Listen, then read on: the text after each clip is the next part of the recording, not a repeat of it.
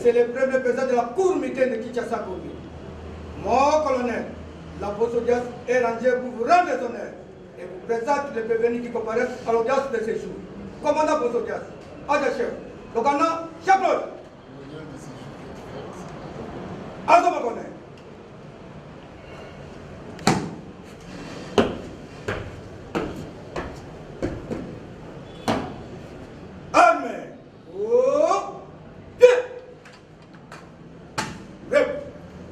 Répressive au premier degré, en procédure de flagrance, en chambre foraine, ce mardi 21 octobre 2025, dans l'enceinte de l'état-major 14e région militaire. L'unique affaire en continuation inscrite au rôle sous RP numéro 517/025, RMP numéro 4786/25/PMEA. En cause, l'auditeur militaire supérieur du ministère public contre le prévenu ci-après. 1. Colonel Moumessa Kimfouene Désiré. 2. Capitaine Kongawi Baba Fernand. 3. Capitaine Mwamba Paipo Dieudonné. 4. Sous-lieutenant Longongo Omar Idriss. 5. Adjudant de première classe Kamenga Moutela Jacques. 6. Sergent Mbaki Ndombashi Bachelier. 7. Soldat de deuxième classe, Chendela Kayembe Gu. 8.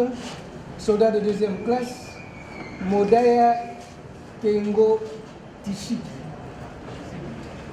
Poursuivi pour violation des consignes, abstention coupable, non-dénonciation d'une infraction commise par un justiciable de juridiction militaire, viol, outrage public aux bonnes mœurs. Fait Kinshasa le 21 octobre 2025, le greffier principal Mono Mosekmouna Vincent, lieutenant-colonel. J'ai été déposé sur la table d'une liste reprenant un certain nombre d'organes de presse devait couvrir le plan de séjour. Il s'agit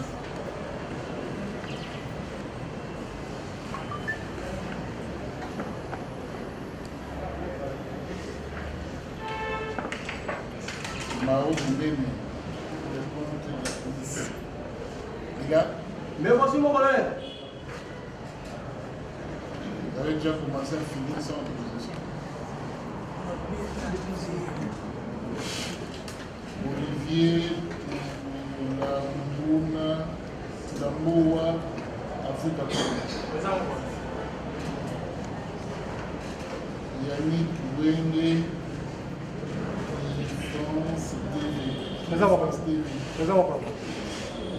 Chris Yanzenza, Kim 24 TV.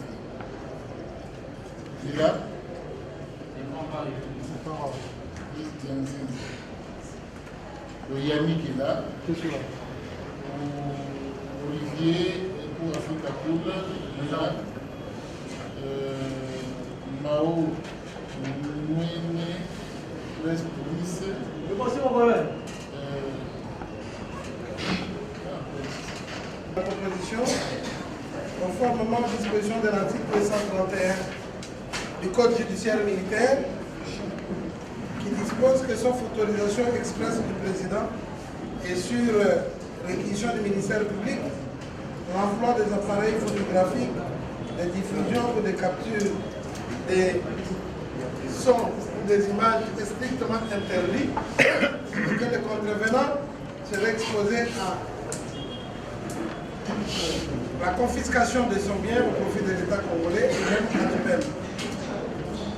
Nous requérons donc, Monsieur le Président des membres de la Commission, que votre Cour daigne autoriser aux organes de presse ci-après, Sifa, Mao, Olivier, Poulamoua, Yannick, Wenge, plus Diazeza pour le compte de Kin 24 et toutes les autres institutions, si citées, Cyril Nilandou, Congo FM, la couverture pour besoin d'archivage et de diffusion.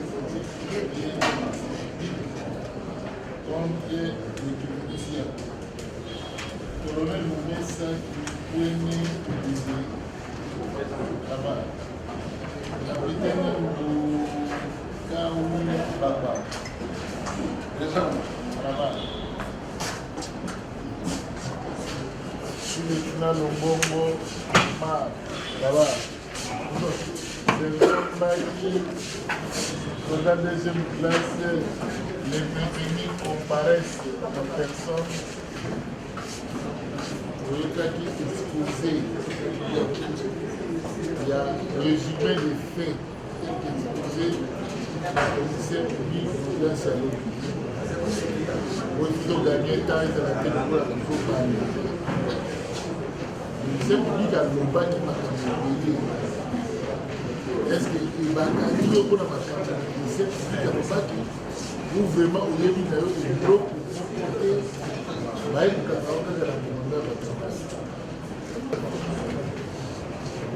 Nafilmaki image ya nani jeune fille amoyebi image bafilmaki wapi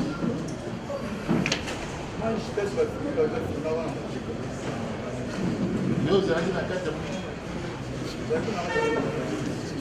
alors comme ozalaki na kati ya l'image va faire nani alimaki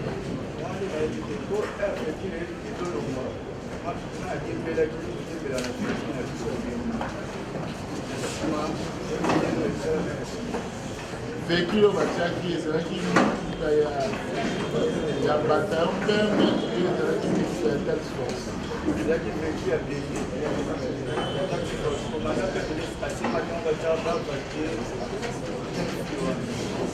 téléphone non bazwaki te comment image mine ezali na touche ezaka android te non colonel elingi je suis et nakangaki bango nyonso vendredi à 17h po bango nde bazalaki na kati ya engin na kati ya blindé de victoire pour bataillon père. Ntango nazwi image wana batindeli na yango epai ya autorité et rechercher les auteurs nde nakangaki bango le même jour wana kaka heure oyo nazaki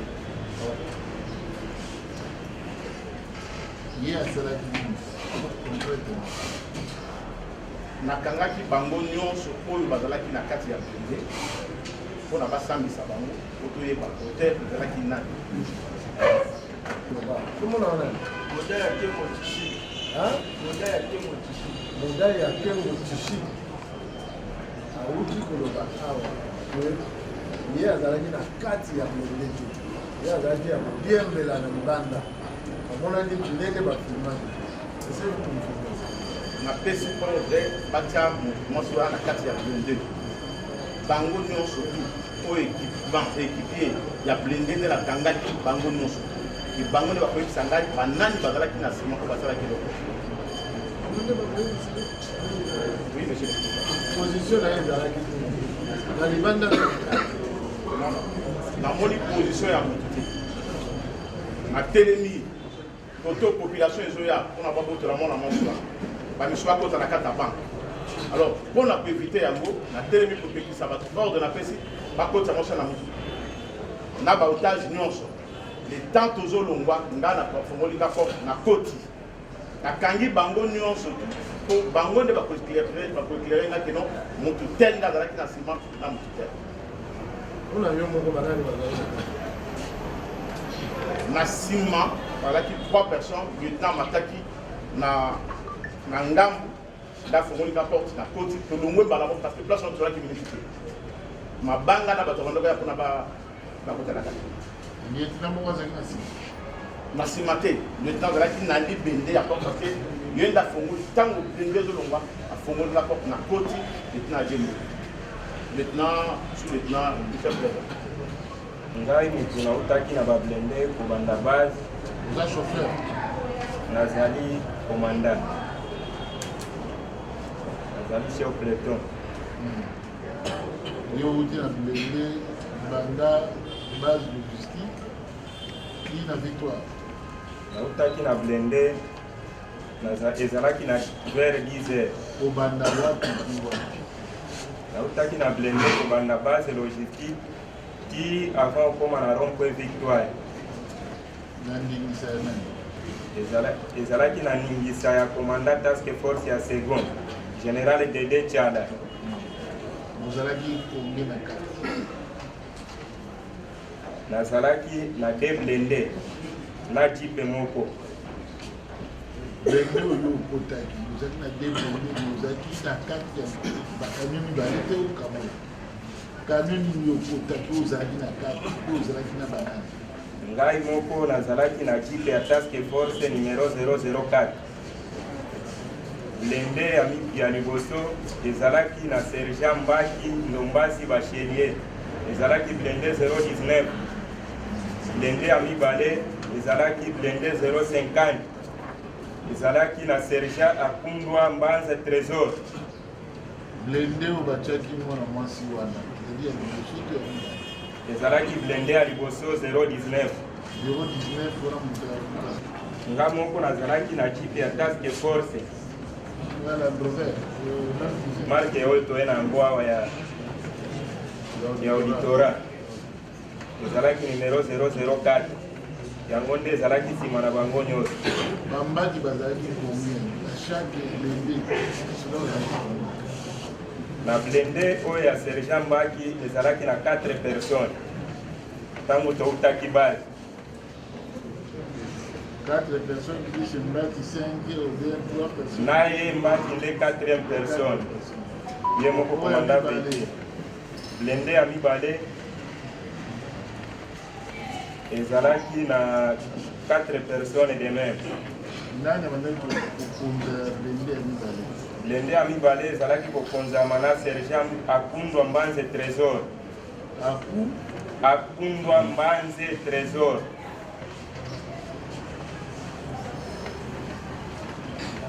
babe bato lesa topesi ye moko mine boye mo colonel nde mama wana batiaki ye oyo bakangaki batiaki ye na blende oyo ya Mbaki batiaki ye na blende oyo 019 oyo sergent Mbaki abandaki kokomande kobanda base ti esika tokutanaki na colonel Désiré Mumesa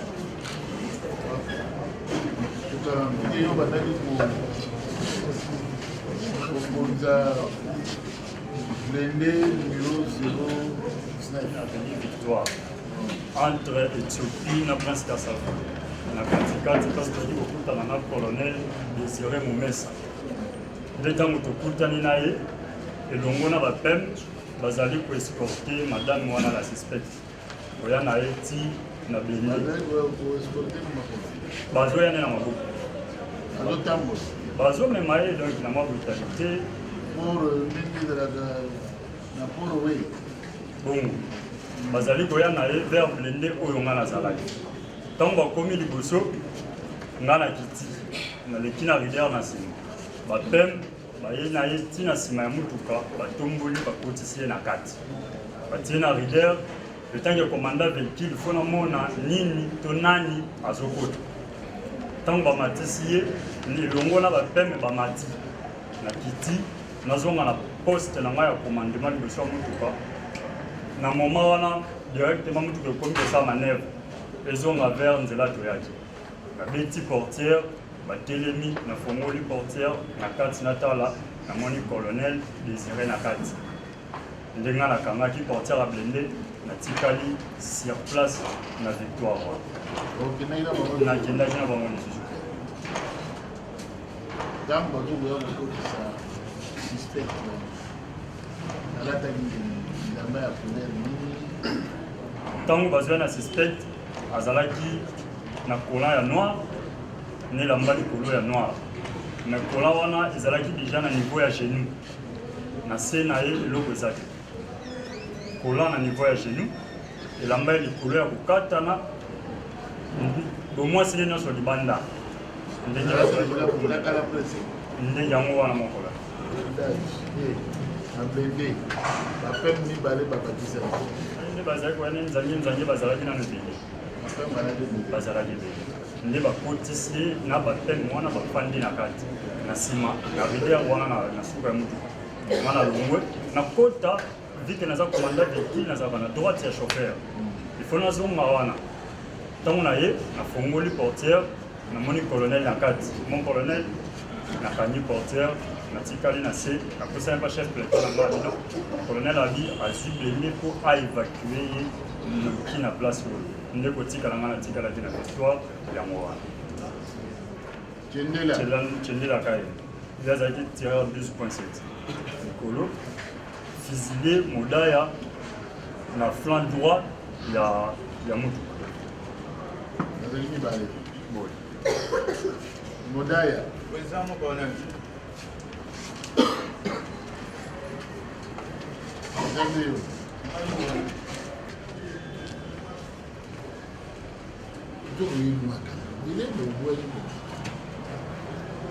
est-ce que bomonaki ntango baye na mama wana alataki ndenge alataki kola moko ya noir na elamba moko ya noir nyonso ezalaki okata ya baoya na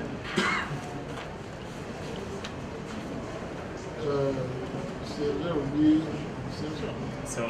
sergent obi kola ya se presque na bageno bongo mokolonel ezali bongo bomwasi nyonso libanda bozotala te ezomonana tie ezalaki te to lokuleli kaka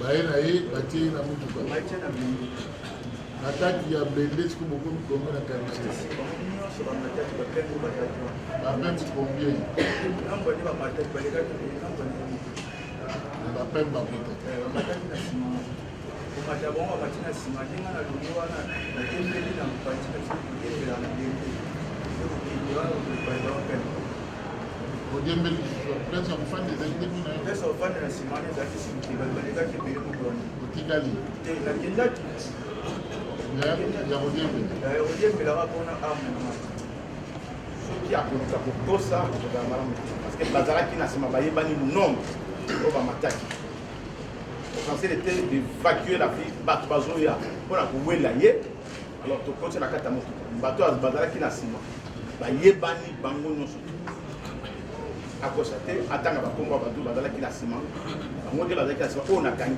nde bayebi bamisusu ezalaki ngai comme tireur komanda sergent mbaki na chauffeur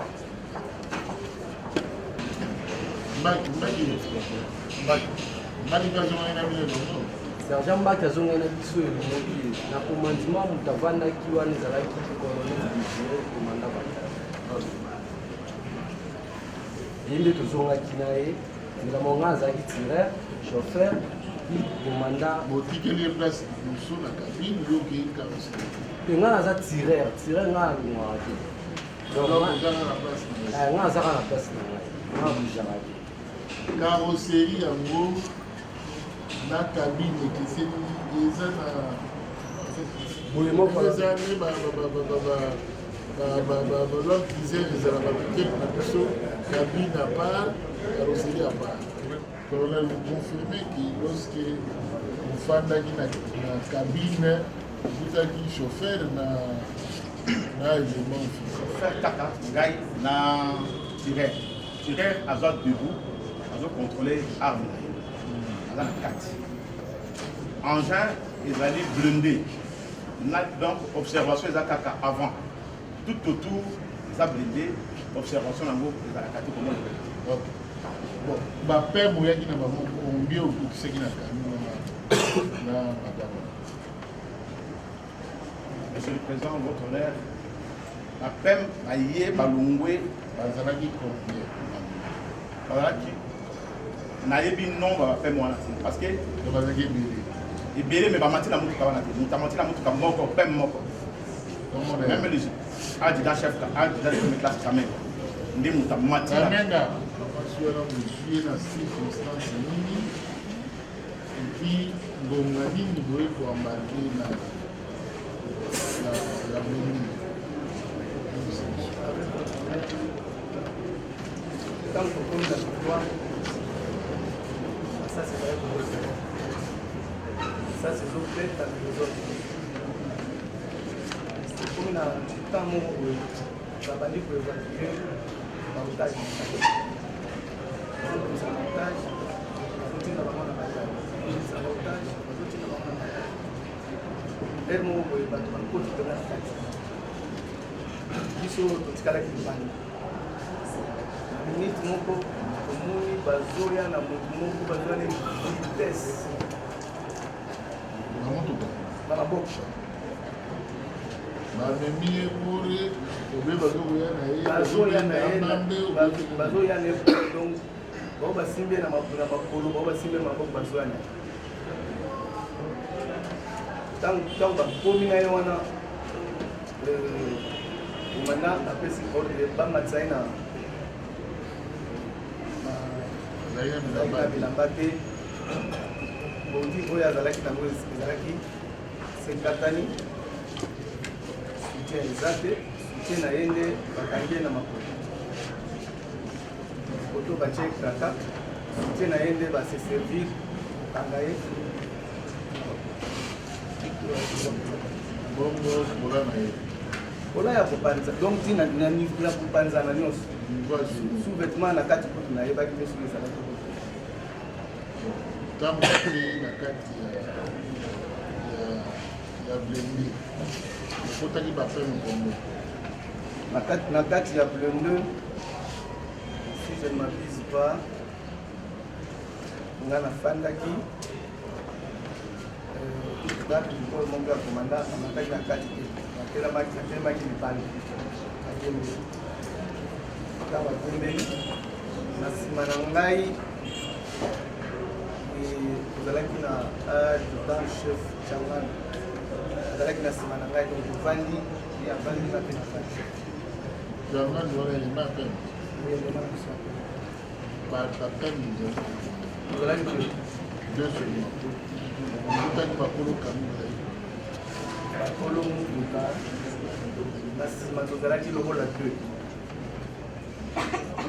eza na asili ye nde asimbaki ye na plata asimbaki nani ye mwana mwasi wana azalaki na ye atelemaki na pointe loboko na ye oyo atie likolo ya katini ya motuku oyo atelemi mwana mwasi na plata parce que kuna na nsima azalaki basi bakangi ye moko na kati na bango nde avandaki na pointe bilongi na bango mpe banasalaka na bango te mpona retenir ke akomaki ntina kan parce que na nzela motuka etelemaki te bamataki biso nyonso destination ntina kan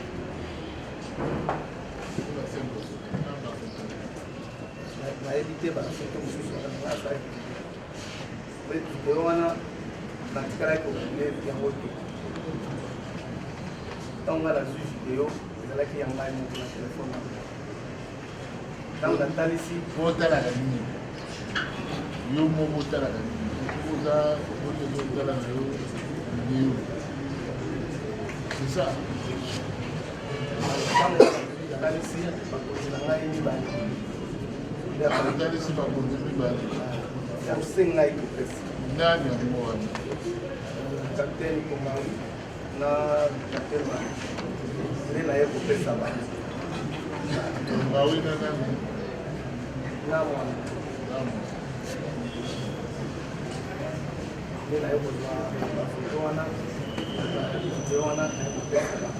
ok, comme vous avez dit, vous demandez que vous avez donc combien de civil victoire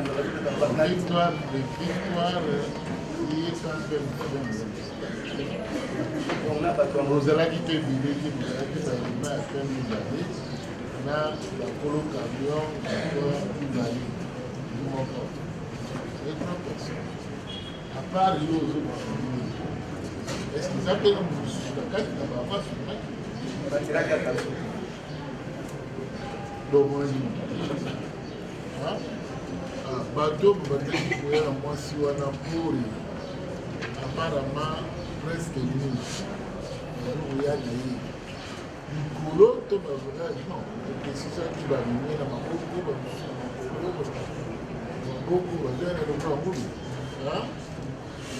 ntango bato wana bazoya basivili to basivili to basoda ezalaki basoda ya unité ya biso ya pene na ndambo ya task force mpo bakotaki mpenza na kati mpenza soda ya pene na task force kongawi mosone ngai naza na eloko mati na blende wana ngai nasi nakomaki na nga na bato mpe pusi ngai nde nabimaki na lo ya liboso ya 18 personnes baja ya roban na baclient oyo bazwaki bambongo bazali na bambongo alors ntango komanda apesi ngai eke fulu wana mwa ezali te na bato wana nafalisa bo na se nabengi jip ya rien ngai na matisi les 18 personnes oyo ya ngai avec 2 éléments na baelongo mosusu bayaka tenisi nayebi yango bayaka korenforce ngai biso to décolle oke na biso nakomi na ngai na bataillon telema nayebi mpe mwa comportement ya baelema eke bato wana baza kolela naza po moko ya service o moko ya boye mpe bato baza bakolia bamonga minene minene j'ai préféré natikala na bato wana na kati ya bato wana état major nazobatela bango natana komanda komi komanda akomi 10 à 15 minutes nga na sa après arejoindre akomi sikoyo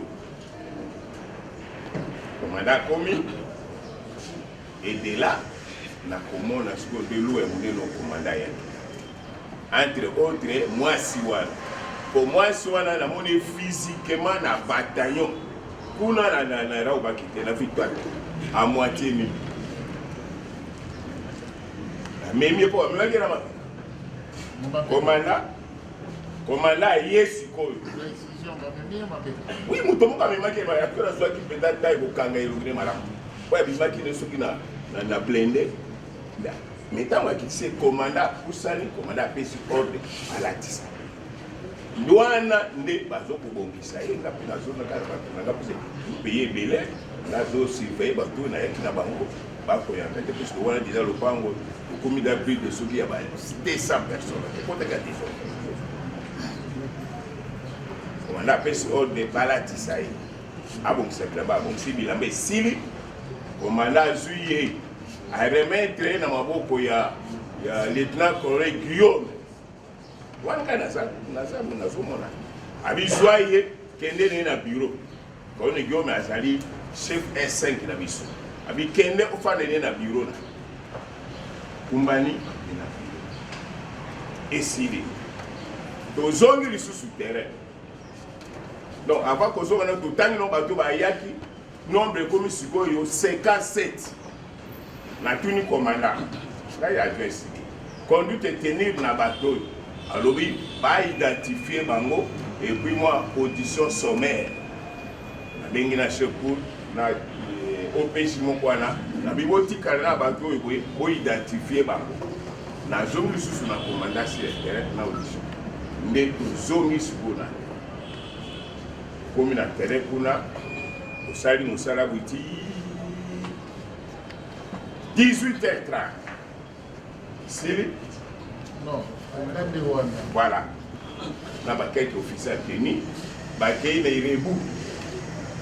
Na hotel ici quand moi soit là to faire. Ate ko sa pate ko permission. Ngai ko la commandant qui saki ngai na kiti na 18h30 na zui moto na zongi na ngana bakaya. Na ye na yo sur la commandant na bakaya. À 19h passé na moni cortège ya commandant ekoti. Komi kuti sikoyo wana général Israël yaipeki na azali ayaki na bato na ye na général Thierry observation ya biso ya awa mokonzi na bango wana pembeni isili tellement la troupe mwana ezalaki ebele à 2 mètres na ngai boye nayoki Kamenga Aja Kamenga téléphone ifungwami puisque zaidi za butu molini sekoti na moni téléphone epeli mais na téléphone epeli na yoki swabi moni chambre nayi uti wana dala oyo za cercle ya muke oyo za sirène oyo za boyi nena pusani bona mona chambre na ye na téléphone oyo ye donc na pusani na téléphone ya ye Kamenga Aja Kamenga po ya kenda kina permission donc na pusani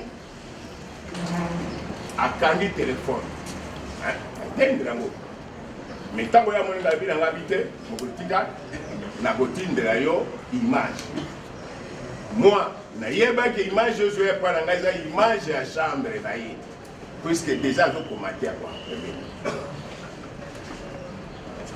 to kabwani na zongi 29 na kena ndako kuna ndako na lali mais tango bakangi biso baye na biso awa c'était atelier oyo azosambisa ngai alobi atindeli ngai image na 22h on connaît Aja Kamenga alobi atindeli ngai image na 22h oui nakoko kia tembe place na air wana te ponga na vérifier que muti mais na tongo vers 7h voilà nda fina nga ya 10h alinga sala mwa ba telefone asala oka na telefone yango ati mwana pesa leke na telefone fungoli na moni ba image na moni ba message ndenge ezalaka ba tongo de toka entre autres na moni kombo ya Kamenga atindelinga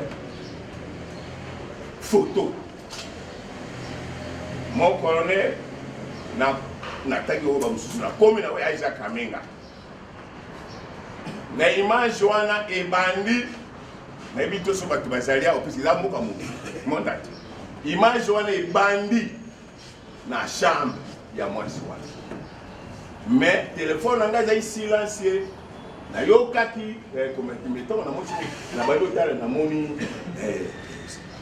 cercle ya miniature na moni sirène na moni ba biloko wana ba chambre na moni pe na ba element ya pécri kwa zo ki na moni ba tango ya image wana zo sila e komi sikoyo ya mutakala elandi mutakala zo landa na moni parti moko mon colonel Zaki Tongo ngai na wuti kosambela na doko se fait suite samna to fils na supprimer pour na zo pesa téléphone na supprimer message na tongo na 7h na supprimer ki ezalaki ya mutakala wana ba photo wana ya Aja Kamenga na supprimer na fi téléphone na pesa Sirisi donc ye oyo aza présent assemblée akatininga image na 22h à la région c'était actif mais tant biso tozalaki kuna na raoba à 16h tofandi wana na salle esika ba visiteur bazali na bandi déjà kotanga na téléphone na ngai na otanga ba réaction ya opération ndenge bato bazokomate mutakala eza malamu te nini meme ngai a 16h natangi na Facebook natangi mpe na Phoenix aucune idée mpe na moi wana baimage wana elekaka te mais déjà bato bazalaki nango déjà 16h 17h au matin na kasi bato nyonso bazali awa oyo baza kolanda te nini opération makambo wana na batelefone okati na baréaction. Est-ce que vous dites que c'est mon place à mon temps? Bien sûr. Ça, pourtant, l'événement où il y a zone il y a temple, il y a moins de moi. On a une apôtre qui on a un qui fait ma apôtre à la carte. Il y a peu de crimes. Il y a apôtre. La poti, là, la caméraman, on va faire sur place. La poti, la carte, la perquisition, comme ça, la perquisition, la bango, la salle, l'union, soana. Ata pe moko akotaki na kati mpona bebele biso ya baserkei video ya serkei eye koleka na ntongo biso nyonso tomoni yango ndenge bazo explike baserkei biloko ya temple wana mais sur place bato oyo bakotaki babi mwana mwasi oyo azali moto ya bakisi tala biloko bamoni na kati ye amoni video te ntango mosusu ayoki masolo na bilongo na ngai atika omona video wana na pepa na ngai te oyo wana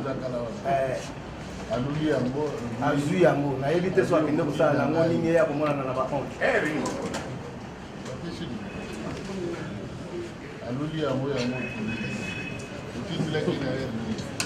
ntango ye azolobaki 22h wana soki bozwi nani déclaration na ye oyo asambaki avouaki abi wi atindelaki ngai baye kotuna ye motuna moko ye akangamaki arépondre te batuni ye bo ntango omoni ke inférieur atindeli yo omoni eloko moko ya mabe na epai inférieur yo tanke sd okosala nini ata orépondre na motuna wana oyo alobaki natindelaki na 22h. Même si natindelaki na 22h, problème est que selon ye. Ba image oyo ngai na filmaki etambolaki mokolo wana parce que munatikala ko publier. Ba image e kotambola le lendemain. Nde ere tamboli nde wana siko babandi koluka ngai po ngongo na ngai zaki na kati. Ozo alobaki natindelaki na 22h. Pourtant, tant on a natindeli vers papa lié au tindeli. Captain moi. Hier vers 18h, Tolingito, Kelia, Lobiazo, Kelinda, on appelle la Nazoke. Oh, Tindelanga. Azotoma. N'a existé. Quand on a un mournaïe, quand on a créé Azolongo la tenue avec. Mais quand même, on a une image en côté de Nazo Tindela. La Tindeli. La LIC est commis. Atali abi namoni yango eboni zabanga FC na kenda enanga nda kunosa mwana tema tuzaki palike na kena te volana alors l'obis c'était aussi musala il était 21h05 totikali kuna ngai komanga tikala kuna pour sécuriser site wana bo bana ba contacter batindeli ngai 5 militaires na jeep na planté bango 21h15, ngai capitaine Rudy, na chauffeur, 21h15, mais tu bimi na victoire, na tiki basoda wana, bazo kengi la place wana, tomati, la bataillon. Na puti ye, autres dans le même bureau, à la secrétaire nationale dans le même bureau. Na puti ya zone bima. Ah, quand même ngana na clété, de là na se changer. 21h20, 21h20. Na bali ko se changer à l'ongoli babotine. M'a posé la question. Mon conduit au sol ba film ba image zotambola ba image nini parce que na boye ba ndenge nini so ya zaki na pas besoin qu'il y ait mon ngana boye ba ndenge nini qui est dans l'image wa m'a posé la question mon conduit yebi ba image zotambola ba image nini j'ai posé la question téléphone allait exprimer à partir de 14h je viens de charger il y a des images ba image wa na image réaction biso nyo sur la temps wana personne n'a su que c'est lui l'auteur. En tout cas, nous avons une image, il y a des réseaux sociaux, nous avons une image pour la retrouver Mouninga. Moutou Moko Tayo a dit que c'est lui qui est dans le film. Vous voyez, c'est l'homme, en tant que commandant, il a été à d'autres idées. On voit qu'il y a Kamengati, il y a beaucoup de pété. On voit Kamengati. Madame Moko est touché Ningai. soki kamenga yebi aliseki kokima wana kutotede na bayete ngai na bengi ye kamenga oza wapi wana tokota bari yela ngai 10 000 francs ozaki nango aye siko na bataillon ko koma zo pona bataillon na ito nango kamenga yo wapi bozwa ye le tozuye otie na ti tout ce que insiste mpona ye amoni ke peut-être biso nde toteki ye contre insistaki ngai na bengi ye siko mokolo mondakangi ye ngai na bengi ye botango toyebi ke eza foi na ye komana todita te oboya kamenga bakomodita na baesde baconfirme nde eza boya kamenga soki kamenga ayebi akolimo moi qui l'appelé na bengi oza wapi oyo naza na balabala nabi yaka eza kopesa ngai 10 000 francs na ngai ayebi mbango na tenue civile akoti na bataillon ayebaki mpe te kokoma azokoma mamo na signale commandant commandant ebi ali oyo toyei kotia na chief ce qui s'est passé c'est pourquoi il a insisté que plus de public bataillon peine n'est-ce pas ndoni na vio ya incident place makambo eza kose déroulé na raobara yo moko moto okende okangi mwana mwasi wana obie moto mosusu tokomi toyoki masasi tokuti déjà il était ami ezalaki wana leni pécrin police provinciale ezalaki bango bazalaki na kati masasi ezobeta population ezoya mpona koya kokota na kati ya ba crème des choses nakozwa basoda na ngai mpona kobengana population bazwa masasi te mwasi wana babimi na ye T2 tax force nde azobima bapolisier ya pécrin na ya service spéciaux bazwa na ye minoté de gauche, de bas, de haut en bas. S'il vous plaît. Les deux de William, colonel William. Colonel William. Batu ba memiye, batu ya pécrin na ba policier mosusu. Donc batu ya pécrin là nga naza ko se focaliser pour na batu bazo ya siko pour na bazwa mwana moso na boko. Écoutez, je rappelle le bac. Oui. Tous ont saisi ensemble les opérations. Hein? yango tozotuna yo olobi ozwaki bato wana mwana mwasi wana esapele honorine na poste na maboko ya td motabimaki na ye na bato ya pécrin azalaki dans quel état azali à moitié nu ça veut dire que elamba likolo eza te ya se eza koki elamba likolo eza te ya se eza koki bapesi yo ye non bapesi nga ntango baye na ye napesi ordre parce que otage mosusu bazalaki wana mokolo bato bazali wana ebele on n'était pas sûr de qui napesi ordre baotage oyo bakotisa bango na je mwasi wana bakotisa ye na blende surtout ntango bazokotisa mwasi wana na blende public nde elongwe sikoyo bamoni mwana mwasi basoda oyo bazoya na mwasi bato ya pécrin oyo bayaki na boye olobi na bango bakosi na motuka babwaki na kati ya batie na kati ya motuka parce que bazoya mpona bawela bazwa ye alors kozwa ye bakomoma ye pour la protéger fallait que efaki na ndenge azalelaki okomi ti na bataillon akitisi mwana mwasi wana mon colonel vous le dit soki mwana mwasi oyo ndenge ayelaki ekoti na kati ya motuka alors précision ndenge tozwi awa na kati ya motuka kuna kamenga azalaki kamenga alobi azalaki ye na bato ya task force bazali na kati baza mibale nani na nani bimiselo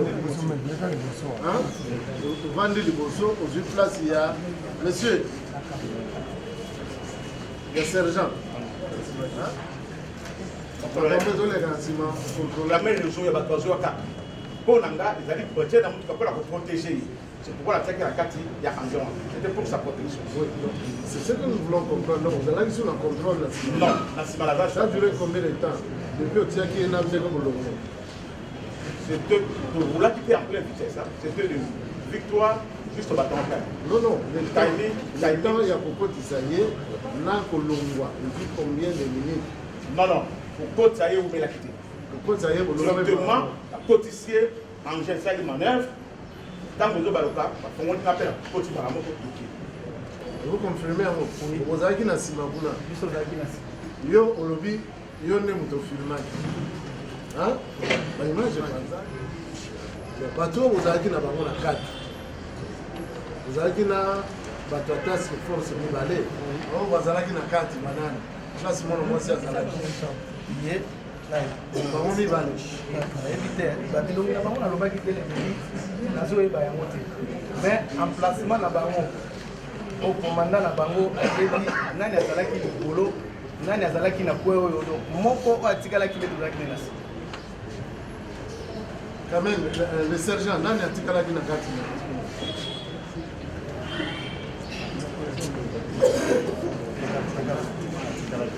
ozalaki na bato misatu bato misatu chauffeur aza na place na tireur atelemi oui le troisième wana nde atelemaki na flanc droit ye modale ye nde atelemaki na flanc droite ya blende tiko balusa blende nde bakena bato wana nga natikali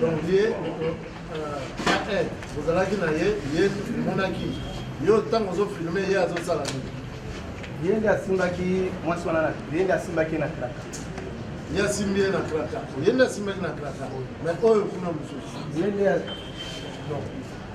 aza mopanzi wana ye aza na kwe na biso sikoyo na jangani toza na mopanzi ntango oza kofilme ye azosala nini natiraki mpenza attention te ye bandaki kosala eloko te ye moko nde akoloba soki omonaki an ndenge azofilme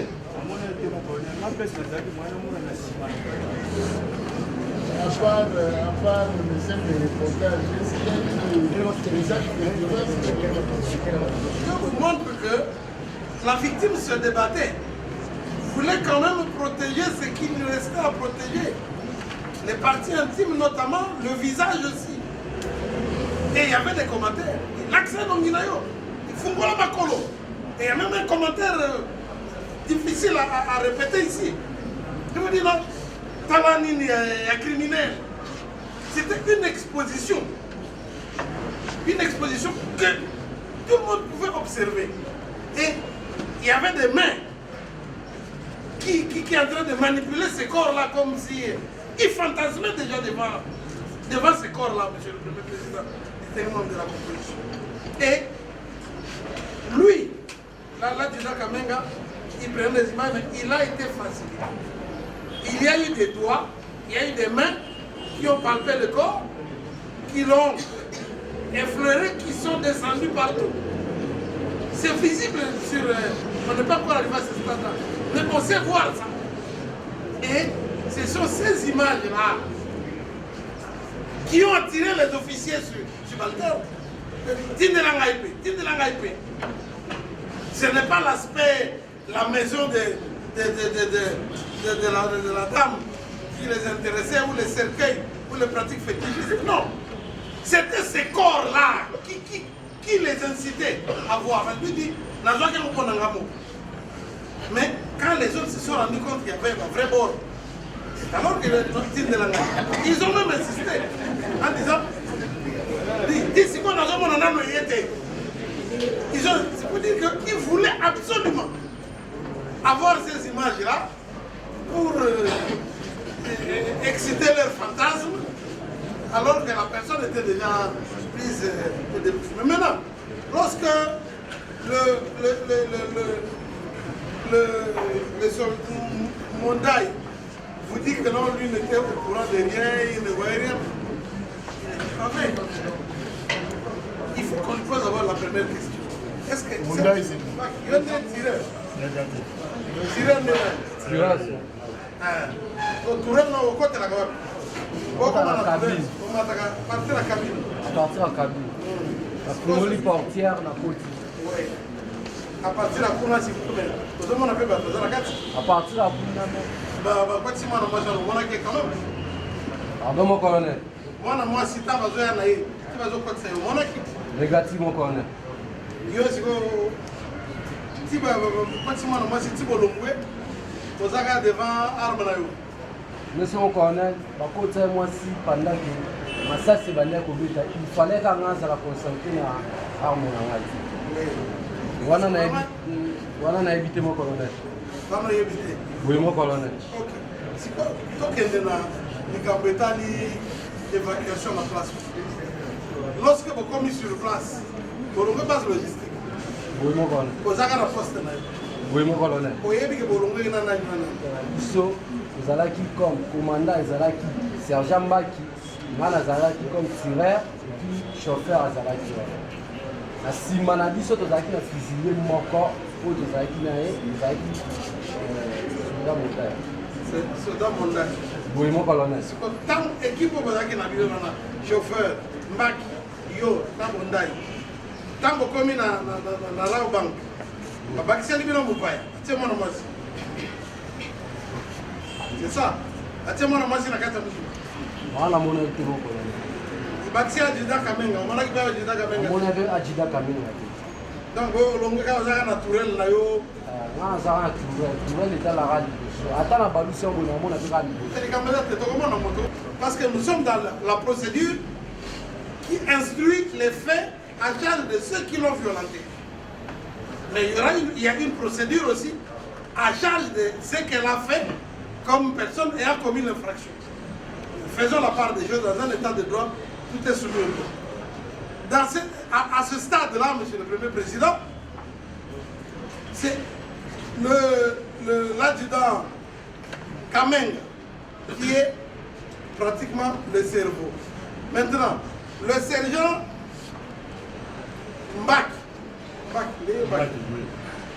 Mbaki bazo placé yo ke yondo zaki na kati ya mutuka ozwaki na flanc gauche ndeko balobi bongo yango nde natunaki ya expliqué que veut dire flanc peut-être azo alingi amikolela te si tu biso kaka azalaki na position nini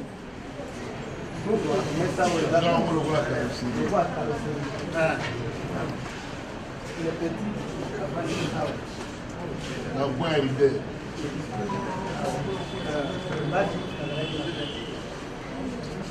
déclaration alobi kosimba kobenga na kraka kobenda ye na kraka ndenge bamasaki yasimbaki ye na kraka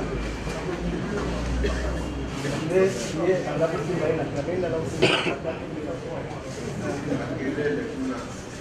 donc contact na mwasi ezalaki te na kraka yebi azalaki ntango tomati ye mbati aza na point caporal aza na point d'après yo sikoyo maboko ebanda kosimba nzoto bana mwasi wana eza kaka ya yo to ya bato mosusu nga loboko kuna ekomaki de yo oza nde cameraman ozozwa image mais maboko ezomonana wana ya nani ya motu oyo azalaki awa ya mbaki mbaki azalaki kuna sikoyo motu oyo mosusu wana na kati ya bao eza nde nani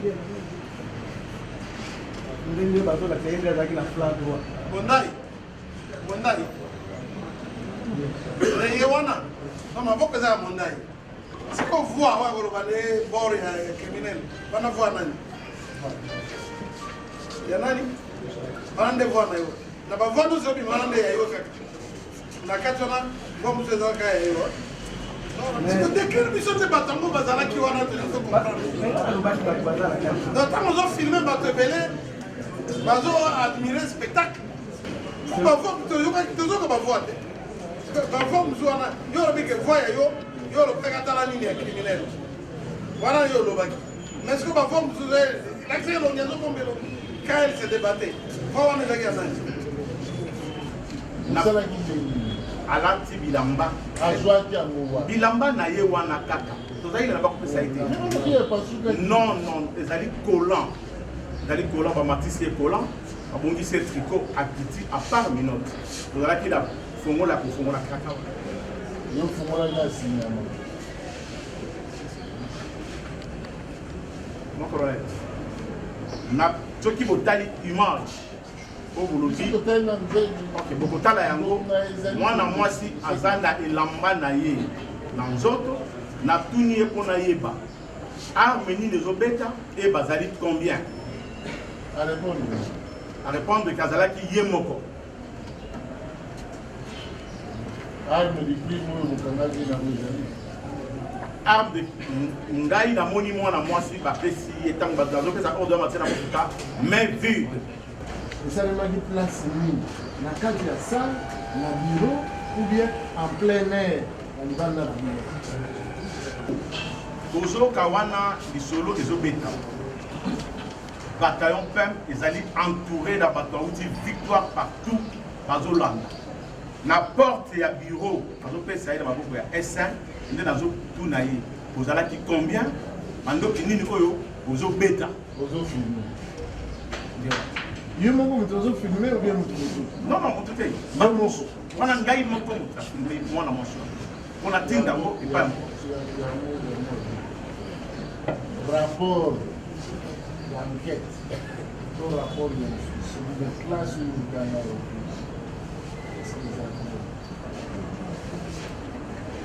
le principe de la présomption d'innocence.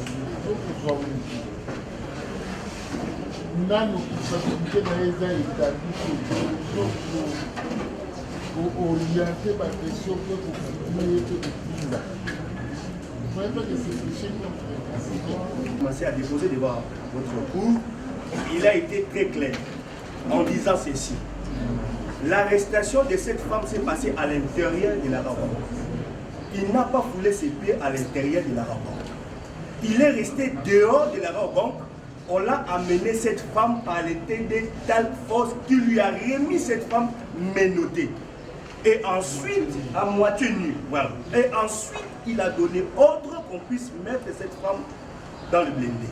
Et lui est monté devant. Alors, ça saute aux yeux ici, clairement. Tous les prévenus ici devant vous qui ont déposé, ont dit clairement que tout ce qui s'est passé derrière dans le blindé, les colonels ne connaissaient absolument rien. Donc ils ont filmé, ils ont tous fait tout ce qu'ils ont fait ici. Les colonels ne connaissaient absolument rien. Ils sont partis. Ils sont descendus au bataillon PEM au camp de Fungula. Pendant qu'ils sont arrivés au camp de Fungula, plutôt au camp Kokolo, le capitaine Bongaoui a dit ceci devant votre tribunal que le colonel a dit, le commandant a dit Bobongisa yé. Et ensuite, par rapport à cette vidéo que vous êtes en train de dire ici, est-ce que, à son niveau colonel, full commandant du bataillon, faire une vidéo et publier? Non, il a dit clairement que cette vidéo. Il n'a pas. Non, non, monsieur le Premier Président. Notamment le commandant. Votre entendement. Au niveau d'entendement, il faut aller lire la loi en ce qui concerne la publicité, la presse.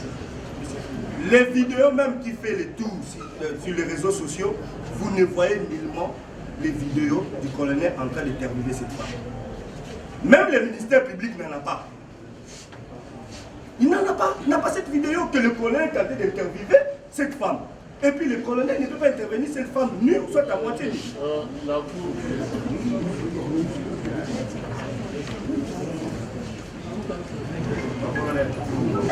J'ai fait ça, j'ai envoyé au commandant 14e région militaire sur WhatsApp, au commandant ville Israël Kango sur WhatsApp et au général le commandant c'est bon tax force de 3. C'est fini. C'est WhatsApp. C'est bon. Selon votre sagesse, laquelle nous la considérons une haute sagesse, parce que nous de la défense, à un certain moment, on était en train de se sentir déjà un peu mal à l'aise. Parce que nous, la défense, nous avons pris le temps de pouvoir assister notre client, le colonel, au niveau du parquet. Depuis l'ouverture de cette procédure et aujourd'hui, les pièces du parquet étaient encore entre les mains du ministère public.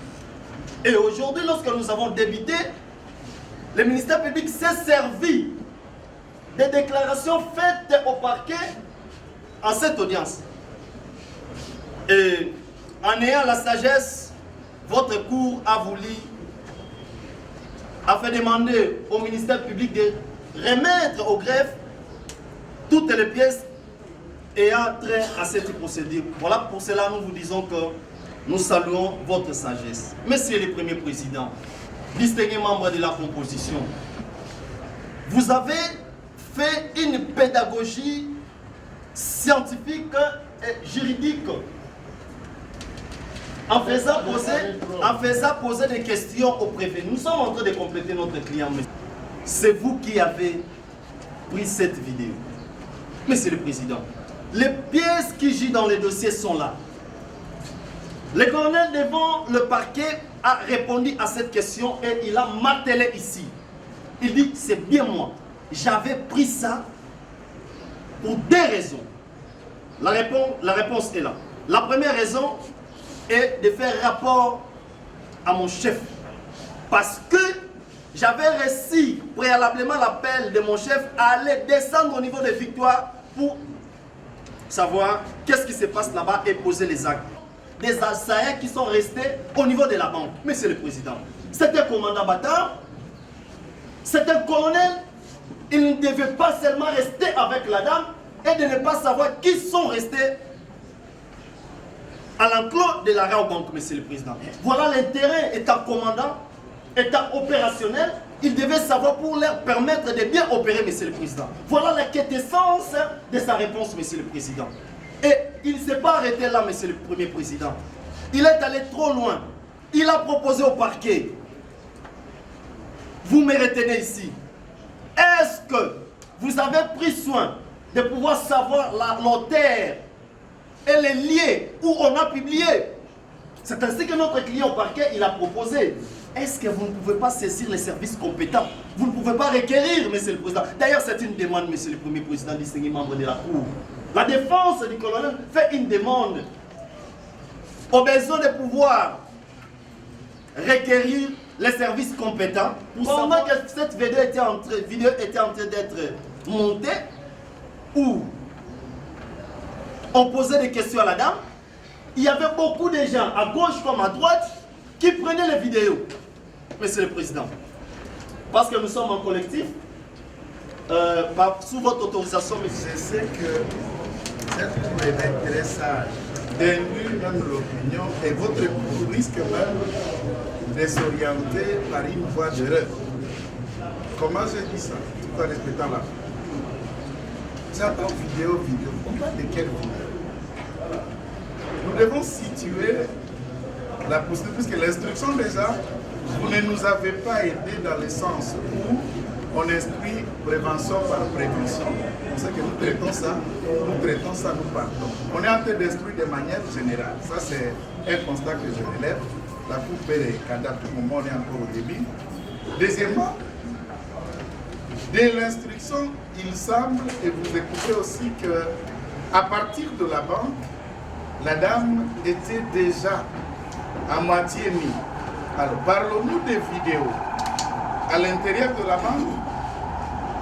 Parlons-nous des vidéos de la banque vers la Jeep, de la Jeep vers le camp, le bataillon ou déjà au bataillon.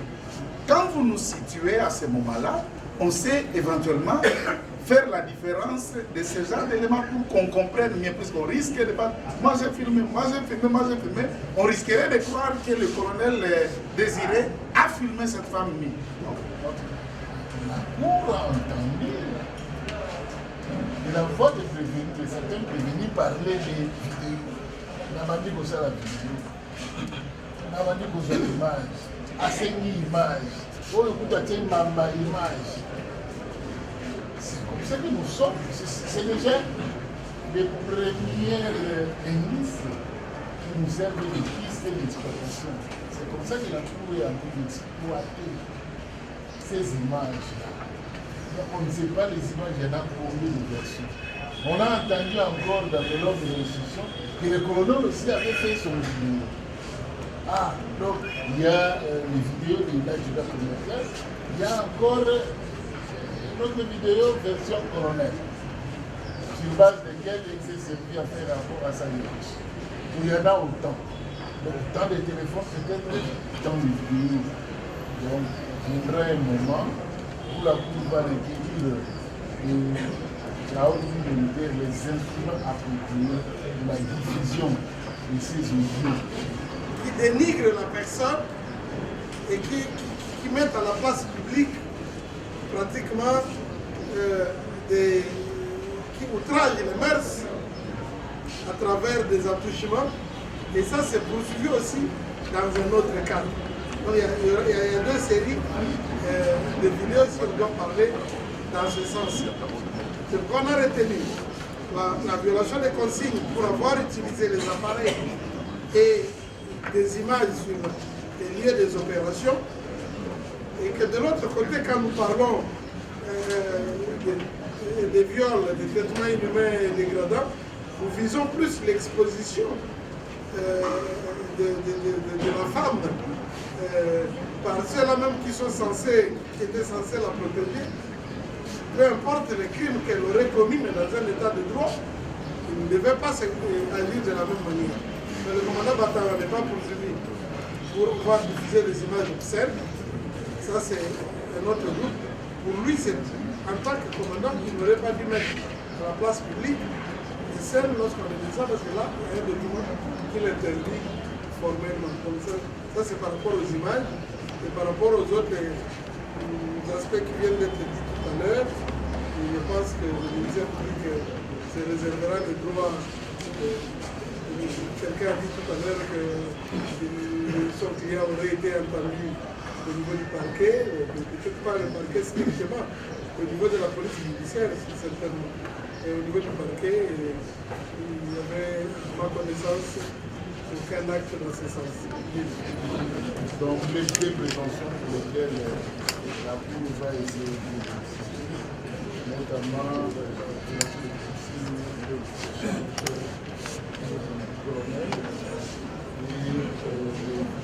l'usage de l'insection du sol charge des autres vidéos qui ont diffusé des vidéos à caractère de là parce que vous êtes en connaissance avec les en rapport avec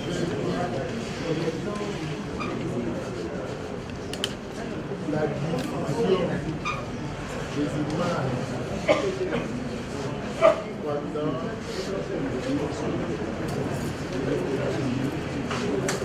pas diffusé dans les opérations. Non, j'ai mis ceci.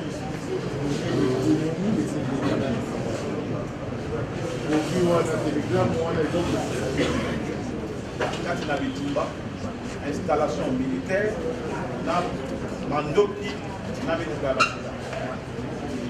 installation militaire, Mitukabasuda,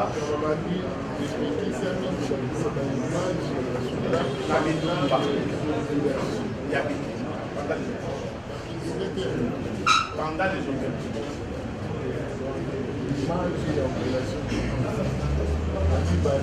L'image de l'installation militaire.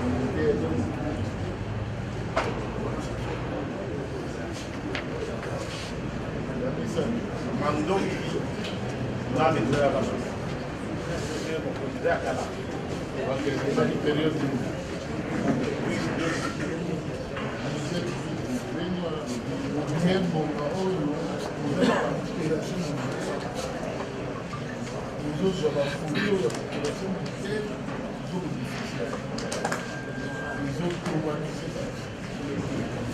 avait insisté pour ce qu'il a tout qui vont la manche à la tout la mis ça pour la servir et pour rendre compte qu'il y a un projet. Oui, ça va nous avons victoire, comme déjà dans le bataillon, na besoin de bataillon. Il y a des balais moi si on a. Mando qui nous dit qu'on va dans la kinango, mais va dans la kiboli. Na kinda ki yango na réseaux sociaux te. Na tindi yango et pas y a pas chef nanga qui a pris pour la poémie ça va pour la raison il y a musala. Parce que il y a la mise à toi là pour la bayeba il kamuni oyo tout ça là tout ça ça va faire. Dans une question un peu plus technique. Je dis bah pour faire le bazar est-ce que WhatsApp les amis les réseaux sociaux les réseaux sociaux mais la grande publicité la tendance individuelle. Le groupe WhatsApp, le réseau social WhatsApp, ne permet pas la diffusion des informations? Non. Et oui à la fois. Oui et non. Oui et non à la fois. Oui, pourquoi? À travers le réseau social WhatsApp, on peut diffuser des informations, on peut les publier, on peut le rendre à tous. Mais le réseau social WhatsApp est un canal de communication. Et en ce sens, on peut l'utiliser pour donner l'information en temps réel. Et voilà pourquoi d'ailleurs le réseau social WhatsApp ne fonctionne pas de n'importe quelle manière. Il fonctionne quand il y a la connexion Internet. Dans tout le pays du monde où il y a la connexion Internet, ce réseau social est un moyen de communication. C'est un canal par lequel on peut transmettre un rapport parce que nous sommes au XXIe siècle. On n'est plus tenu seulement au mécanisme ancien de communication et du fait de rendre des rapports, notamment à la hiérarchie. En descente sur terrain, pour une opération déterminée, sur base de l'ordre reçu de la hiérarchie, comment doit-on se comporter en ce moment-là? Peut-être votre cours n'est pas au courant. Cette affaire a conduit plusieurs services de l'État sur les lieux. Si vous allez visualiser ces images, vous verrez qu'il y a la police nationale congolaise, il y a son service à lui, il y a l'IPECRIM, il y a la task force, il y a les polices spéciales. Tous ces services sont accourus sur le lieu parce que c'était un drame. Alors, de manière rapide. Et pour avoir des instructions de manière rapide, on a l'obligation de rendre compte. On a l'obligation de faire rapport. Voilà pourquoi moi je situe cette attitude citoyenne du colonel Mounessa qui, quand vous allez visualiser cette vidéo, heureusement que le ministère public a précisé de quel type de vidéo il s'agit. Quand vous allez visualiser, vous ne verrez pas les enjeux militaires. Vous verrez une femme habillée qui répond aux questions. Ce que moi j'appelle d'ailleurs, il y a un aspect dedans, un aspect tactique. Parce qu'une des questions, c'est de savoir quelle arme vous avez utilisée. Vous étiez à combien? Et cette vidéo est envoyée à qui? Mon client précise 3 personnes. Toutes constituant sa hiérarchie. Et donc, pour revenir à votre question, monsieur le président, monsieur de la Cour, monsieur le procureur, monsieur le ministre public, pour revenir à votre question, le réseau social WhatsApp, dans ces conditions, doit être considéré comme un canal de communication. Et par ce canal, il a fait rapport à sa hiérarchie. L'armée et la police avaient recours aux appareils que vous appelez radio-transmission. Ces appareils-là n'avaient pour vertu que de transmettre des informations audio.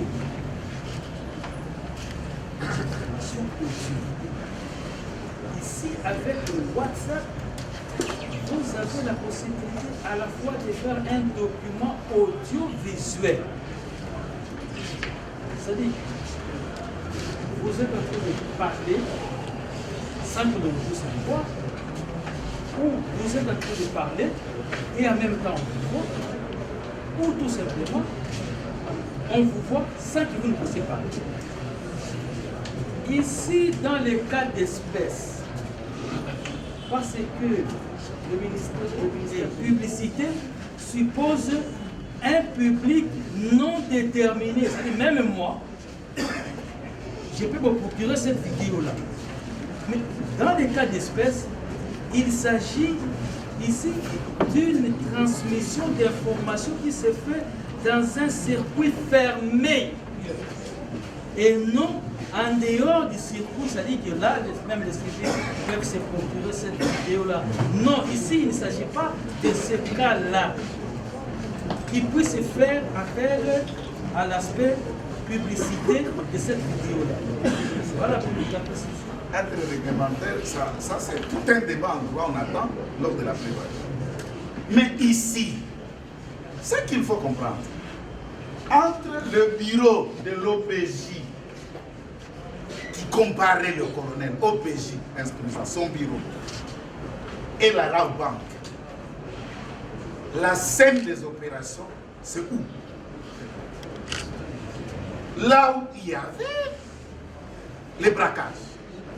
Plusieurs unités se retrouvent, même de la police, de l'armée, de ceci, tous les services y compris l'armée. Et déjà, on a quitté la scène des opérations. On est au bureau. Là, il est au PJ, il instruit. Alors, ce télégramme n'a rien à voir avec son bureau, parce que ce télégramme ne parle pas du bureau. Ce télégramme parle de chaîne des opérations, là où il y a les armes, là où il y a l'installation. Non. Dans la vidéo, s'il y en a, d'ailleurs, moi je ne sais pas si ça existe. Non, la vidéo, quand on verra la vidéo, on va analyser. Je ne sais pas si cette vidéo existe. Nous sommes au bureau de l'administration du bataillon père. Là, on arrête les militaires pour des faits divers, les avocats nous disent, mais non, pour des cas divers, c'est un bureau des autres, il y a une administration. Et dans les cas d'espèce, on a amené plus de 50 quelques personnes qu'on doit identifier. Là, on est en train d'instruire. Si l'instruction préjudiciaire qu'on appelle scène des opérations, on ne comprend pas ce télégramme. Mais dans ce stade ici, je ne vois pas. Je ne vois pas, il n'y a rien. Ok, merci beaucoup. C'était interpellé comme inédit ou bien simple interview qui n'a rien à voir avec l'enquête criminelle. Votre honneur, si pouvez-vous répéter la question?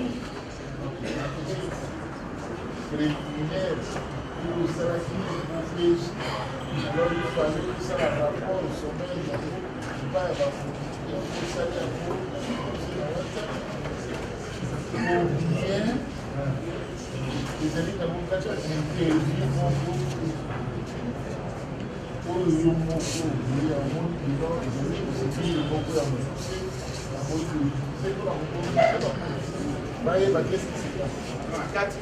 Mandoki nini oyo baza koutiliser esengeli tozonga. Est-ce que yango wana ezobenda audition? Non, ezalaki audition yango interview. ezalaki audition te interview te na audition te ezalaki oyo ekoservir ngai mpo na tindela mpe bakonzi na ngai bayeba temps réel place nini oyo tokomi.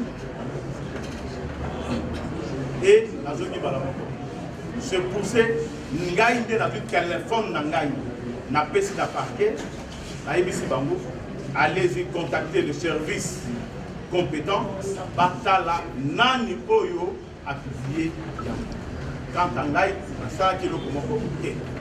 Ok, quant à yo c'est trois questions ozofilme ye okiteli yango na bakontinent misatu e ozali sur te otie monitola a défi mpona kolobela bango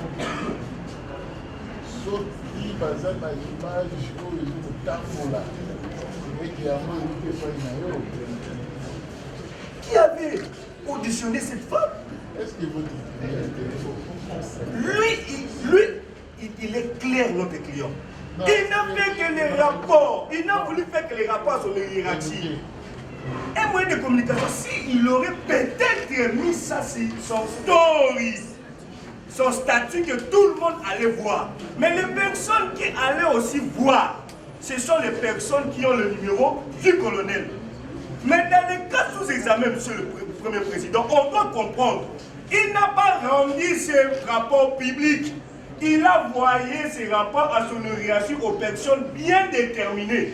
Raison pour laquelle nous demandons à la Cour par rapport à la violation des consignes, il n'a fait qu'un rapport à son hiérarchie. Il n'a pas rendu public. Mais le ministère public qui s'est saisi d'office par rapport aux vidéos, il vient de parler tout à l'heure. Même l'information qui dit aussi, nous poursuivons les colonels pour la violation des consignes, c'est par rapport à son audition qu'il lui a dit personnellement, moi j'avais filmé et j'ai envoyé à mon hiérarchie. S'il n'avait pas parlé de ça, il n'allait pas me retenir cette information à sa charge. Mais il a facilité la tâche. Non, il pourrait éclairer. Monsieur, Par message, par rapport, c'est un WhatsApp.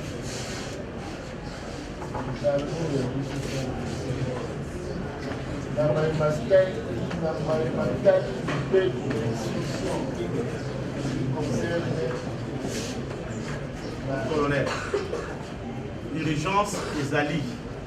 Oui, c'est bien appelé ça, on a temps réel. Autour de l'homme, on a WhatsApp. C'est ça. Monsieur le Premier Président, nous avons quelques questions à faire poser au ministère public. Mais avant d'y arriver, Monsieur le Premier Président, nous aimerions d'abord tenir ce télégramme en question en main. La défense doit tenir ce télégramme parce que nous devons stricter ce télégramme, Monsieur le Premier Président. Parce qu'il y a des questions qui sortent de la Cour et le prévenu répond à ces questions. Ça nous oblige, nous, la défense, de pouvoir tenir ce télégramme. Votre honneur, par votre autorisation, si vous pouvez demander au greffier de nous donner ce télégramme, parce que ce télégramme, il gît dans les pièces du dossier. D'autant plus que le prévenu n'a jamais contesté.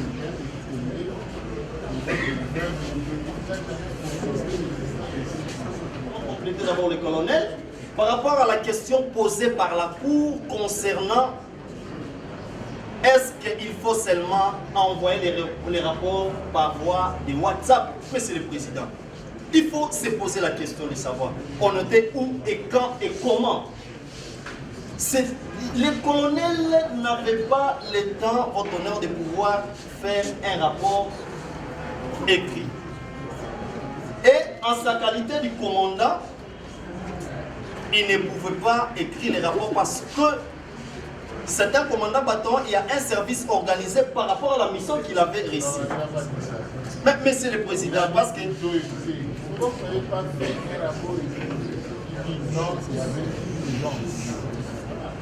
Il le comprend. Qu'est-ce qu'il comprend comme bâtiment? Parce que dans ses dires, il dit que le colonel a filmé les bâtiments. Qu'est-ce que le ministère public comprend comme bâtiment? Au moment opportun, nous allons visualiser la vidéo. Nous voulons comprendre si le ministère public peut expliquer à la Cour qu'est-ce qu'un bâtiment, mais aussi si le colonel avait filmé les bâtiments ou le colonel avait filmé la dame. Ça, c'est la première question. La deuxième question. On inscrit sur les faits pour découvrir la vraie qualification et les auteurs des infractions. Donc l'attention devait être plus focalisée sur la situation du prévenu plutôt que celle du ministère public qui est beaucoup plus à l'aise par rapport au prévenu. Mais quand cela ne tienne, nous ne sommes pas dans un aspect, dans une compréhension conceptuelle des mots dans cette audience. Nous voyons les choses de manière substantielle. Substantiellement, la hiérarchie militaire interdit les publications, les enregistrements de tout ce qui se passe sur la scène des opérations. Cela peut impliquer les bâtiments, ça peut impliquer les sites. On ne va pas s'accrocher sur un concept bâtiment. Le concept bâtiment, il est plus large. Un navire peut être appelé bâtiment. L'édifice terrestre aussi peut être appelé bâtiment. Donc on n'est pas dans cet aspect-là. On ne va pas ranger la procédure d'aujourd'hui dans une conception purement conceptuelle. Loin de là l'idée du ministère. Mais sur le plan substantiel, nous comprenons bien ce qu'interdit la hiérarchie. Et c'est ce qui interdit la hiérarchie qui est reproché aussi devant le public. Il y a une procédure, il y a des appareils, il y a des langages utilisés, il y a les timings, il y a tout ce qui doit être géré. Si vous prenez le risque d'utiliser un moyen et communication qu'on peut appeler de droit commun, qui n'est pas sécurisé, et que quand même les choses arrivent au public, il faut emporter la responsabilité par rapport au choix qu'on aura fait, monsieur le ministre. Il y a tout un corps de transmission au sein de la République. Si dans un rapport de service, vous utilisez les méthodes purement non sécurisées et que ça fuite, à qui incomberait la responsabilité de la fuite, monsieur? Sinon à celui qui a choisi d'utiliser les moyens non appropriés.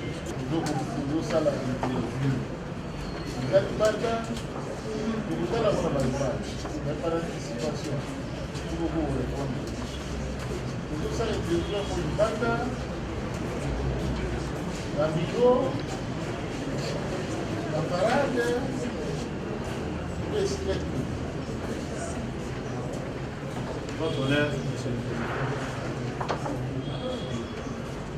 Tous les victimes,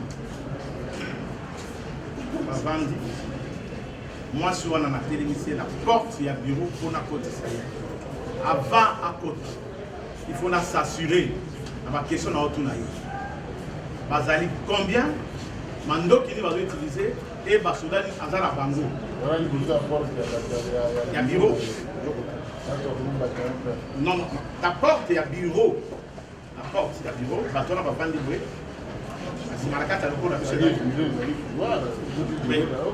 oui. Les bandas, il y a la quantité. Dans l'enceinte. Pour la tourne, c'est vrai que le monde qui est à répondre oui. Et 5, joyeux, potissaï. À lundi et 5, la 4, sombela il va là. Pour vendre la 4, il y a bureau, il y a banda. Nous n'allons pas nous répéter. Nous sommes ici sur un seul élément qualifié de consigne générale qui tient et qui fait que le colonel se trouve devant la cour que nous respectons, le télégramme.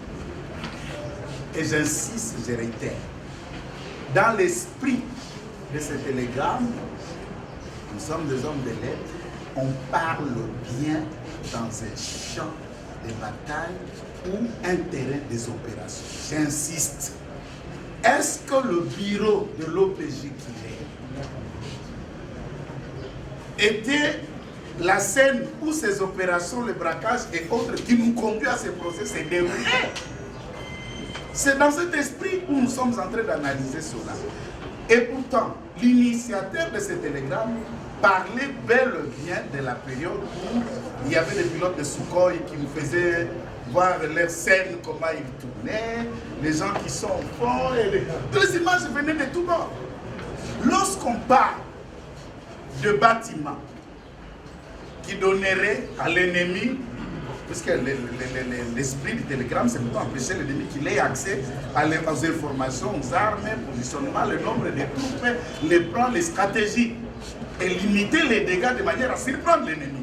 Maintenant, ici, je voudrais savoir, l'ennemi, le public, l'ennemi c'est la dame en question, ou les autres interpellés, par exemple, les clients qui venaient à la banque, ou les agents de la banque. Autour de cette question, on lui reproche d'avoir filmé ou de les avoir diffusés. Parce qu'en bas là sur WhatsApp, je comprends qu'on est en train de parler de la diffusion. Qu'est-ce qu'il dit qu'il a diffusé? Il vous dit qu'il n'a pas diffusé. Et aucune expertise ne l'a prouvé. Les 3 officiers, son hiérarchie, dont la police existe, je veux bien, si la Cour trouve intérêt, qu'ils vous répondent. De qui de ces 3 qu'on les envoie la vidéo à publier? A rendu public. Il a cité les 3 généraux là où il a envoyé cette vidéo. Et aussi, ils ont leur service.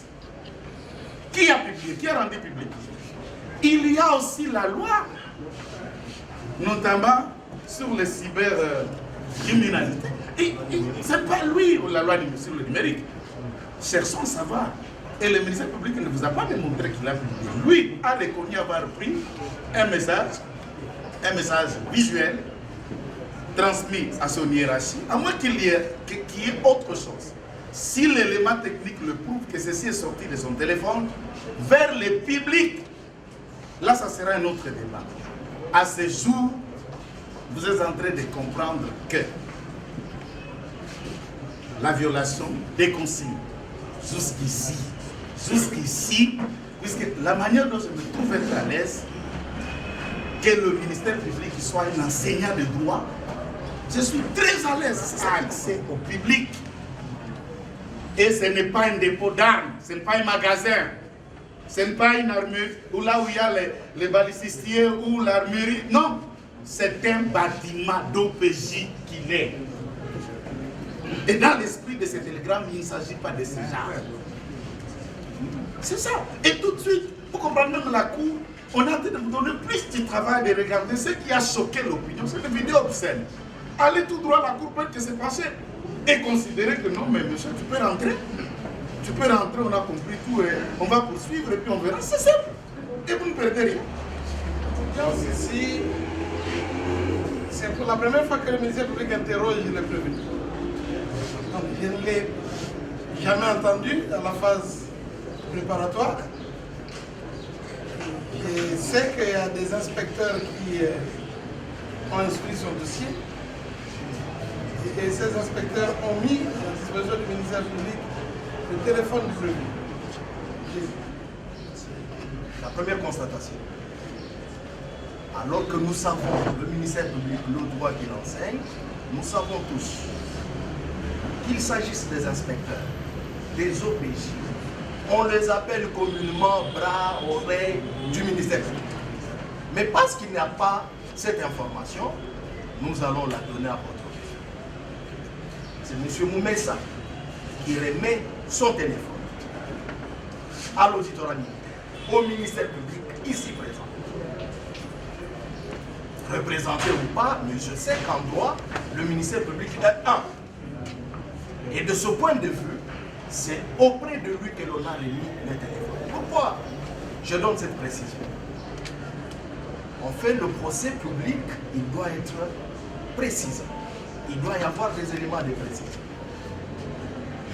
Cette instruction se fait autour de la notion de vidéo. Au cours d'une activité, une masse que l'on ne maîtrise pas, c'est comme ça que le confrère que je salue une fois de plus, est intervenu pour demander à votre cour de préciser le cadre de l'instruction. Ce n'est pas qu'il y a des vidéos du genre X pour violation de ceci, viol et consorts, Y pour ceci. En ce qui concerne le colonel Moumessa, combien de vidéos y a-t-il? Au même endroit, à son bureau, je veux dire, combien de vidéos ont été prises? Reconnaître que le téléphone lui a été remis. Mais si par déduction, comme la défense le soutient, que ce qui est remis entre les mains des inspecteurs doit être considéré comme ayant été remis entre les mains de l'officier du ministère public, c'est nous qui avons déposé ce téléphone. Ce téléphone est déposé en qualité d'objet saisi.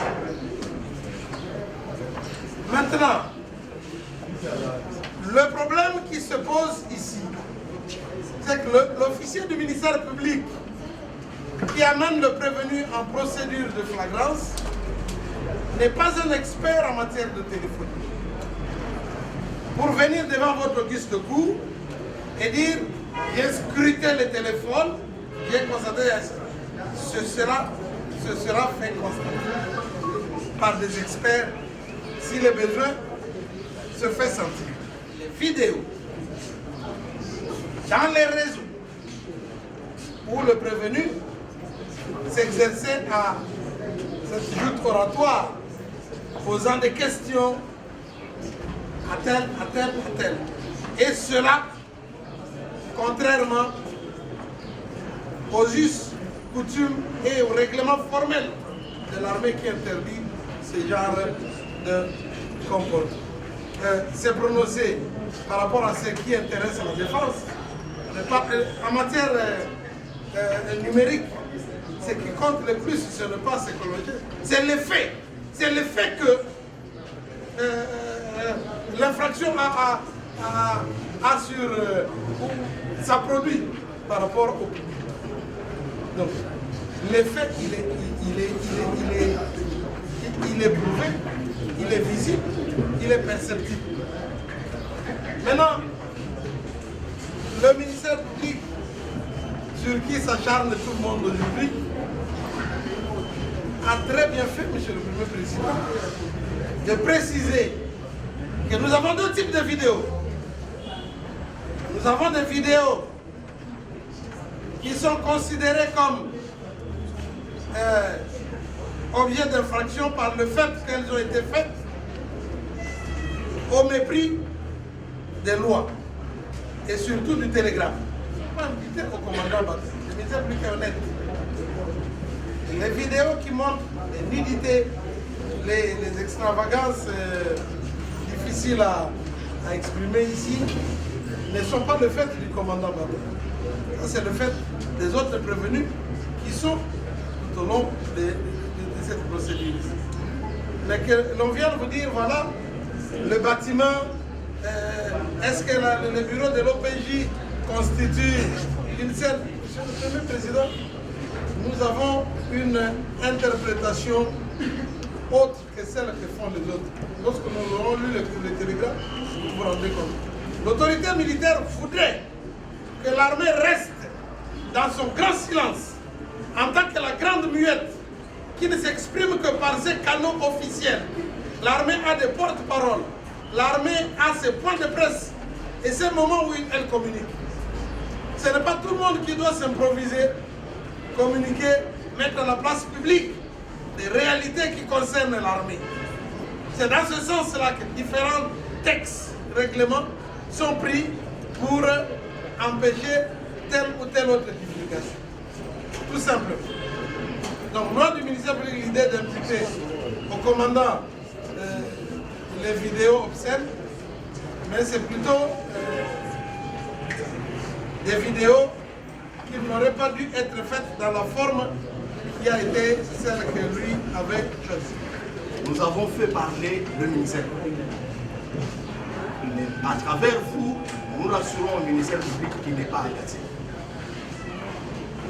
qui ne se sente pas mal à l'aise.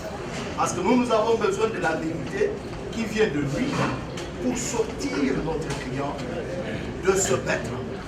Voilà la réaction du ministère public.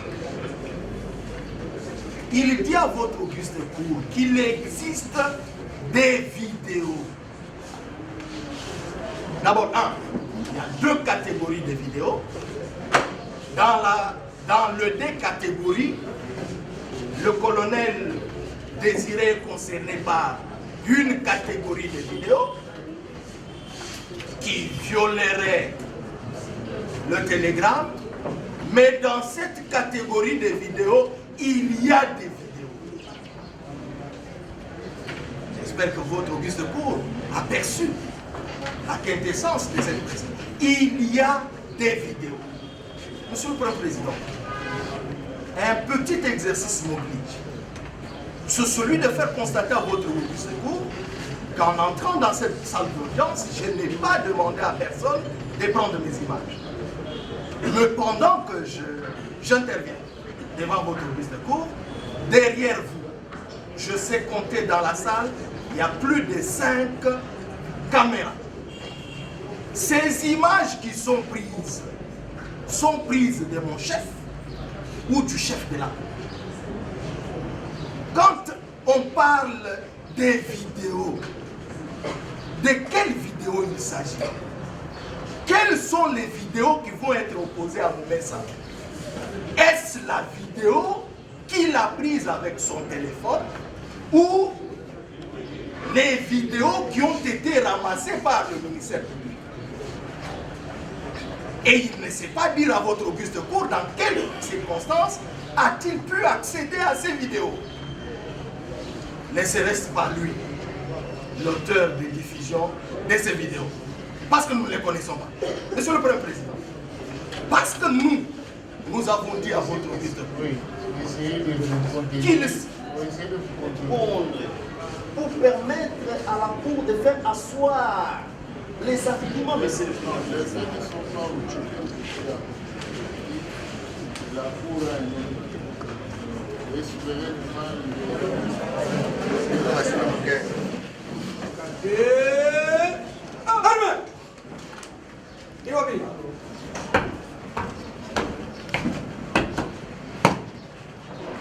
C'est le premier président de la Cour militaire de Kinshasa, Gombe.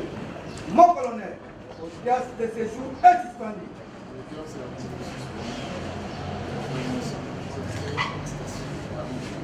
Attends, mon colonel.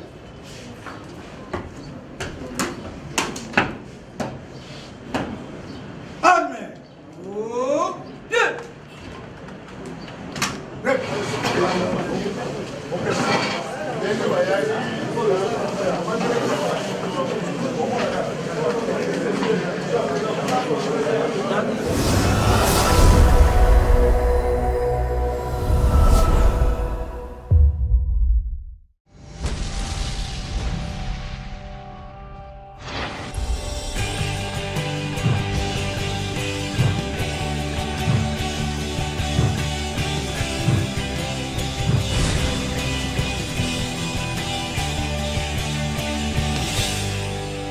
Par consigne, il faut comprendre toute mesure prohibitive, interdiction, instruction formelle donnée aux membres des forces armées ou corps assimilés. L'infraction des violations des consignes est une infraction proprement militaire. Elle est définie par l'article 113 du 18 novembre 2002 portant code pénal militaire. Pour exister, à l'instar de toute infraction, la violation des consignes exige les éléments constitutifs. Ceux-ci sont faits d'éléments matériels, de la qualité requise pour être auteur et de l'élément moral. Constitue une violation des consignes le fait pour un militaire ou un policier d'arborer les insignes d'un parti politique ou de mettre les habits portant les inscriptions de celui-ci. Les éléments matériels de l'infraction des violations des consignes consistent en l'existence d'une consigne et d'un acte incriminé. L'existence de la consigne. Il doit exister un acte de l'autorité militaire ou assimilée tendant à interdire l'adoption d'un comportement donné ou la réalisation d'un fait donné dans l'intérêt du service. Il peut s'agir d'une instruction. La consigne peut être écrite ou verbale, peu importe.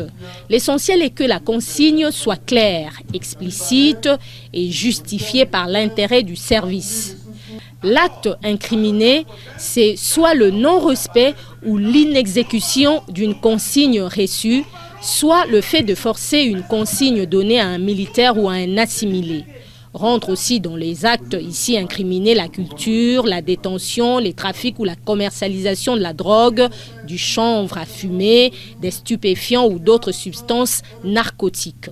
En ce qui concerne la qualité requise pour être auteur de l'infraction, ne peuvent commettre l'infraction des violations des consignes que les membres de l'armée, de la police nationale ou du service national ainsi que toutes les personnes au service des forces armées. Toutefois, au regard de l'article 195 du Code pénal militaire, il y a lieu d'inclure aussi toute personne présente dans l'installation militaire qui se trouverait en train de détenir, cultiver, trafiquer, commercialiser de la drogue, du chanvre à fumer, des stupéfiants ou d'autres substances narcotiques. Peut commettre la violation des consignes le militaire, le policier ou les membres du service national. L'auteur doit, pour être susceptible de commettre l'infraction de violation des consignes, être mis en connaissance de la consigne. Pour l'élément moral, l'infraction des violations des consignes est intentionnelle. Ce qui veut dire qu'il doit être prouvé dans le chef de l'agent l'intention criminelle. Concrètement, l'agent doit avoir perpétré son acte librement et consciemment. Toutefois, la contrainte physique et même morale peuvent l'exonérer de sa responsabilité. La sanction est de 3 à 10 ans de servitude pénale. L'instigateur sera puni de 15 ans de servitude pénale au maximum. L'article 195 du Code pénal militaire stipule: est passible des peines prévues pour violation des consignes. Tout militaire ou tout individu qui, dans une installation militaire ou assimilée, se rend coupable des cultures, des détentions, trafic ou commercialisation de la drogue, du chanvre à fumer, des stupéfiants ou d'autres substances narcotiques. La violation des consignes en présence de l'ennemi, d'une bande armée, en temps de guerre est punie de la peine des morts. La même peine s'applique pendant les circonstances exceptionnelles ou lorsque la sécurité d'un établissement militaire se trouve menacée. La violation de consignes est une infraction qui relève de la compétence des tribunaux et cours militaires.